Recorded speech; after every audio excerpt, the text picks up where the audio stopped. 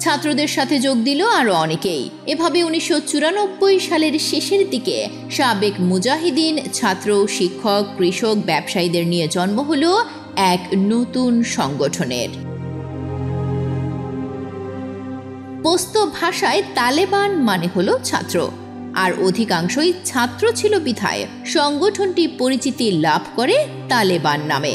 কিন্তু ঠিক কিভাবে উত্থান হয়েছিল তালেবানের, তাই জানার চেষ্টা করব গোলকধাঁধার আজকের পর্বে। চলুন শুরু করা যাক। ব্রিটিশদের কাছ থেকে স্বাধীনতা লাভের পর তৎকালীন সোভিয়েত ইউনিয়নের সাথে সুসম্পর্ক গড়ে ওঠে আফগানিস্তানের, যাতে ফাটল ধরে 1973 সালে সর্বশেষ আফগান বাদশার পতন ঘটিয়ে দাউদ খান ক্ষমতায় আসার পর।